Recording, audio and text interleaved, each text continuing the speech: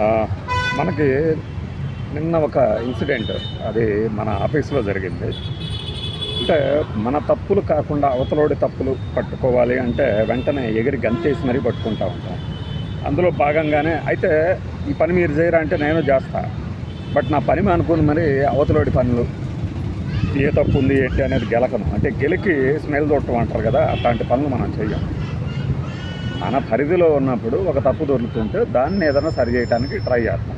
అంతేగాని మన పని మానేసి అవతలోడి పని చెడగొట్టడము, లేదంటే అవతలోడి పనిలో ఏమున్నాయి బొక్కలు ఎతకడమే పనిగా పెట్టుకున్నవాడికి ఎలాంటి స్ట్రోకులు ఇవ్వాలో మనం ఇచ్చేస్తానంటాం. అది పెద్ద విషయం ఏం కాదు. ఆ సందర్భంగా మన వాడితో ఒకరితో చెప్పానమాట, ఇలాంటి క్యారెక్టర్సే ఉంటాయి కొన్ని సినిమాల్లో, మనం గమనిస్తూనే ఉంటాం అని. కారు దిద్దిన కాపురం అని 1986 ఆ సమయంలో నేను బాగా చిన్న పిల్లోడిని. అప్పట్లోనే 2 సార్లు చూశాను ఈ సినిమా. అంటే అప్పట్లో సేఫ్టీ అను ఆ చొరవ ఉండేది చిన్నపిల్లలకి. 80ల ప్రాంతాల్లో 80s కిడ్స్ అనండి, ఇంకో కిడ్స్ అనండి, వాళ్ళకి ఎంటర్టైన్మెంట్ అంటే సినిమా హాలు, పిల్లలతో ఆడుకోవటం అంతే. ఆ తర్వాత దూరదర్శన్, ఎవరన్నా ఇంట్లో టీవీ ఉంటే వీధి వీధి అంతా వెళ్ళి అక్కడ కూర్చొని సినిమా చూసి వెళ్ళడం. అది కాగానే కట్టేస్తారు ఓనర్లు, దెబ్బకి ఇంట్లోంచి బయటికి పరిగెత్తుకుంటూ వెళ్ళిపోవాలి అందరూ.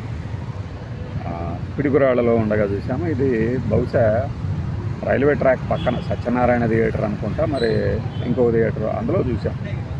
నూతన్ ప్రసాద్ ఇంటి పెద్ద, 3 అల్లుళ్ళు, 3వ అల్లుడు రాజేంద్ర ప్రసాద్.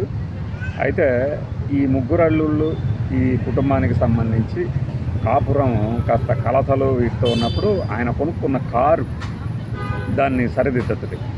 అంటే అంతకుముందు ఈ కారు ఓనర్ ఎవరైతే ఉంటారో ఆ కారు ఓనరు ఆ కారులోనే ఆత్మరూపంలో ఆవహించి ఇవన్నీ చేస్తూ ఉంటాడు.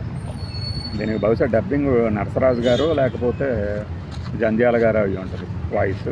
డివి నరసరాజు గారు డైరెక్ట్ చేసిన సినిమా ఇది. బహుశా మరి ఇది ఒకటేనో ఇంకా చేశారో తెలియదు. డివి నరసరాజు గారి చమత్తులు, కామిక్ టైమింగ్. కానీ ఇదేదో Tamil dubbing, Tamil cinema remake అని కూడా అంటారు. కానీ అచ్చ తెలుగు సినిమాలాగా అనిపిస్తుంది మనకంటే. ఎక్కడ నేటివిటీకి దెబ్బతినటం కూడా ఉండదు. మొదట్లోనే ఆంధ్రప్రదేశ్కి సంబంధించి అందరికీ హత్తుకుపోయే ఒక సీన్ ఏంటంటే, మన పెద్దవాళ్ళు, మన వ్యూవర్స్లో ఉన్న వాళ్ళకి తెలిసింది బాగా. అప్పట్లో ఆయన వచ్చి రిటైర్మెంట్ ఏజ్ తగ్గించేసాడు ఎన్టీఆర్ గారు. ఎంప్లాయీస్ తగ్గించగానే 53 రోజుల పాటు సమ్మె చేయటం మరొకటో చేశారు. ఆ దెబ్బతో ఏం జరిగిందంటే, ఆయన దిగొచ్చి ఆ సమ్మె తర్వాత మళ్ళీ వాళ్ళని అపాయింట్మెంట్ చేస్తే, అంతకుముందు పదోన్నతి చెందిన వాళ్ళు, పాత పోస్టులో ఉన్నవాళ్ళు, వీళ్ళిద్దరూ వచ్చి ఒకే పోస్ట్ కోసం ఉన్నప్పుడు ఎలా తగాదా పడేవాళ్ళు అనేది ఒక 2 సన్నివేశాలు చూపించారు. నాకు ఒక చైర్ ఇవ్వాలి అని చెప్పేసి నూతన్ ప్రసాద్ గారు ఇంకో చైర్ తెప్పించుకొని కూర్చోటం. అంటే మన పరిస్థితులకు తగినట్లుగా దాంట్లో ఇమిడ్చారు. మరి తమిళ సినిమాలో ఉందో లేదో తెలియదు, కానీ ఎలా ఉంటుంది. ఏపీలో ఎన్టీఆర్ గారు చేసిన పని తమిళనాడులో ఎందుకు చేసి ఉంటారు? అలా హత్తుకుపోయింది, బాగా గుర్తుండిపోయింది. ఈ 53 రోజులు వీళ్ళు చేసిన సమ్మె, వీళ్ళు ఎలా గడిపారు, ఇవన్నీ నాకు కొద్ది గుర్తున్నాయి. ఇక మా అమ్మగారిని అడగాల అప్పట్లో ఏం చేసి ఉంటారనేది. కానీ చాలా దారుణం. ఉద్యోగస్తులందరూ టీడీపీకి ఎందుకు యాంటీగా ఈ రోజుగా ఉంటారంటే ఇదే. వీళ్ళందరూ పని మానేసేవాళ్ళు, ఆయన ఒక్కడే పని మంతుడు. ఇప్పటికీ అదే కొనసాగుతుంటుంది. వీళ్ళు తాడ తీస్తా ఏమనుకుంటున్నారో ఇవన్నీ సరే, ఇదంతా వేరే విషయం కదా. ఇందులో ఇందాక నేను చెప్పినటువంటి మొదటి క్యారెక్టర్ ఏది, వాడి పని మానేసి అవతలోడు ఏం చేస్తున్నాడా కానీ గెలుపుకుంటూ ఉంటారంటారే, నగేష్, మమత అనుకుంటాం. వీళ్ళిద్దరు క్యారెక్టర్ పక్కింట్లో ఏం జరిగింది అని చెప్పేసి పోళ్ళు ఎక్కి మరీ చూస్తారు, కరెంటు పోళ్ళు ఎక్కి మరీ చూస్తూ ఉంటారు. కడుపాత్రం ఏదైనా గొడవ పెడితే ఆ రోజు వాళ్ళకి భోజనం తిన్నంత హాయిగా ఉండి సుష్టిగా నిద్రపడుతున్నారు కదా. అలాంటి క్యారెక్టర్లు ఉంటాయి ఇందులో. ఈ కారు చేసే వినోదం, మనం కారు మాట్లాడితే మనిషిలాగా ఎలా భయపడతారు అనే దాంతో మనకి చీరలు అమ్మే క్యారెక్టర్లో పద్మనాభం గారు ఆ డైలాగ్ కూడా నాకు బాగా గుర్తుంటాయి. నాయన నడుములు పడిపోయినాయి, నాయన కాస్త రెస్ట్ తీసుకుంటా అనుకుంటూ వచ్చేవాళ్ళు. ఆ సినిమా మళ్ళీ చూడాల మీకోసం. బట్ ఆ డేట్ ఒకటి చూసినప్పుడు 1986 జూలై 16, 26లో రిలీజ్ అయింది సినిమా. చాలా బాగుంటుంది, మీరు చూడండి, ఎంజాయ్ చేస్తారు. ఎంత పెద్ద క్యాస్టింగ్ అంటే ఇందులో కనీసం 30 మంది నటినట్లు ఉంటుంది. ఆ పాటలు ఓకే. రాజేంద్ర ప్రసాద్ గారికి అప్పుడే బడ్డింగ్ ఆర్టిస్ట్, మాకు చాలా అభిమానం అనమాట అప్పట్లో.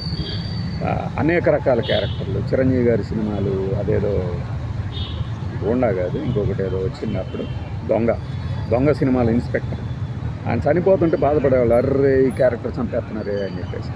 అట్లానే మనకి ఈ ఇంకేదో సినిమా వచ్చింది ఆ సమయంలో ఆయనకి. అంటే చిన్న చిన్న క్యారెక్టర్లు చేస్తూ, హీరోగా చేస్తూ, ఇలా రాజేంద్ర ప్రసాద్ చాలా బాగా చేస్తాడు కదండి అని చెప్పి మార్టిన్ అని ఒక మాస్టర్ ఉండేవాడు అప్పుడు మాకు. పైన పట్టారం లోన లోటారం అని కొంతమంది ఏడిపించేవాళ్ళు ఆయన తిరిగాళ్ళు. పంగ తొక్కుడు దొక్కుంటూ మాతో పాటు తిరిగేవాడు సైకిల్, ఎక్కడం చేత కాదు. తర్వాత వాళ్ళ అన్న పిల్లల కిడ్నాప్ కేసులో అరెస్ట్ అయ్యాడని తెలిసి పరామర్శించడానికి వెళ్తే అందరూ తిట్టుకుంటున్నారు కదా మమ్మల్ని అని చెప్పి, వాళ్ళ సిస్టర్ పేరు శాంతి, పిడుగురాళ్ళలో వాళ్ళకి తెలిసి ఉండాలి. అంటే జానపాడు రోడ్డు దాటి అవతలకి వెళ్ళిపోయి ఎక్కడో వేరే చోట ఇల్లు తీసుకున్నారు. ఈ చుట్టుపక్కల గొడవ తట్టుకోలేక వీళ్ళన్న ఎవరిన పిల్లల్ని కిడ్నాప్ చేశారంట. వాళ్ళ ఇంకొక అన్న ఇంకో పని చేసి దొరికాడు. అట్లా ఫ్యామిలీలో కొంతమంది తప్పు చేస్తే మిగిలిన ఫ్యామిలీ మెంబర్లను ఎట్లా చూస్తారనేది ఇప్పటికీ మనకి తెలుస్తూనే ఉంటుంది కదా. మాకు ఏంటంటే అభిమానం కదా మా మాస్టర్ అని. ఆ మాస్టర్ ఎలాంటి వాడు అనేది ఇప్పటికీ నాకు తెలియదు, కానీ మనకి అభిమానం ఏర్పడితే వెంటనే తొలగించుకోలేం కదా. అట్లా అతనితో కూడా డిస్కస్ చేసేవాళ్ళం, సార్ రాజేంద్ర ప్రసాద్ లాగా ఉంటారు మీరు అదే ఇదని. వాళ్ళు చర్చిలకు వెళ్తూ వస్తూ ఉంటారు కాబట్టి వాళ్ళు ఎటు ఒక కాలనీలో ఒక చోట ఉండేవాళ్ళు. ఈ ప్రక్రియలు ఏది ఈ దొంగతనము, కిడ్నాపులు, ఈ ప్రక్రియలు బయటపడిన తర్వాత వాళ్ళు ఎక్కడో వాటర్ ట్యాంకుల వైపు వెళ్ళిపోయారు. ఇది కథల్లో ఉపకథ అనుకోండి. ఆయన కానీ ఈ విషయాలు తెలిసిన పిగురాళ్ళు వాళ్ళు కానీ మా గొట్టం స్నేహితులు ఎటు ఉంటారు, వాళ్ళు ఎటు మన వీడియోలు చూడరులేండి. చూస్తే వాళ్ళు కూడా అరే తెలియదురా నాకు మాస్టర్ ఏం చేస్తున్నాడు అనుకుంటూ ఉంటారు. ఇది మనకి రెగ్యులర్గా డైలీ రొటీన్లో ఏదైనా ఇన్సిడెంట్ జరిగినప్పుడు ఒకదానికి రెలవెన్స్తో మనం రిలేషను గుర్తు తెచ్చుకున్నప్పుడు రివాల్వ్ అవుతూ ఉంటాయి. కారు దిద్దిన కాపురం అనే ఆ సినిమా ఎప్పుడూ అది గుర్తు వస్తూ ఉంటుంది. ఎంత హాస్యం అంటే సన్నివేశాల నుంచి పుట్టిన హాస్యం, కథ నుంచి పుట్టిన హాస్యం. మీరు చూడండి, నేను చెప్పినట్లు మన పని మానేసి అవతలోడి పనిని గెలుకుదాము లేదా చూద్దాము, కడుపు ఉబ్బరం అంటారే, ఏదో ఒకటి గెలికిందాకా ఉండదని. అలాంటి క్యారెక్టర్లు మీ ఆఫీసులో మీ పక్క సీట్లో కనిపిస్తాయి, ఎదురు సీట్లో కనిపిస్తాయి. మీరు స్ట్రోకులు ఇచ్చేయటమే, ఎప్పటికప్పుడు ఇచ్చేసుకుంటే హాయిగా ఉంటుంది అన్నమాట. ఒకవేళ తీరలేకపోయినా ఇబ్బంది ఏమి ఉండదు, ఎందుకంటే అవతలవాడి పనిలో బొక్కలు ఎత్తికేవాడి పని ఎప్పుడూ బొక్కలతోనే నిన్ను ఉంటుంది. ఇదైతే గ్యారెంటీ. మన మిత్రుడు మహేష్ వీడియో చూస్తుంటాడు, నవ్వుకుంటాడు, నిజమే సార్ మీరు చెప్పింది అని చెప్పేసి. అంతే, మన జీవితం ఏంటి, మనమేంటి, మన జీవితాల్లో సినిమా కూడా ఒక భాగమైంది కాబట్టి ఇది చూడగానే ఇలాంటి ఇన్సిడెంట్లు మనకి. ఇప్పుడు బ్యాంకులో పనిచేసే వాళ్ళు ఉంటారు, వాళ్ళకి కొలీగ్స్ ఇట్లాంటి వాళ్ళు ఉంటారు కొంతమంది. ఏదో వీళ్ళు అనుకున్నది చేయలేదనో, ఒకరోజు టీ తాగడానికి రమ్మంటే రాలేదనో, ఇలాంటి పులిహార పిత్రేగాళ్ళు అన్ని చోట్ల ఉంటారు. పులిహార అనకూడదు, ఇదే మసాలా పిత్రేగాళ్ళు. అదనమాట విషయం. బై.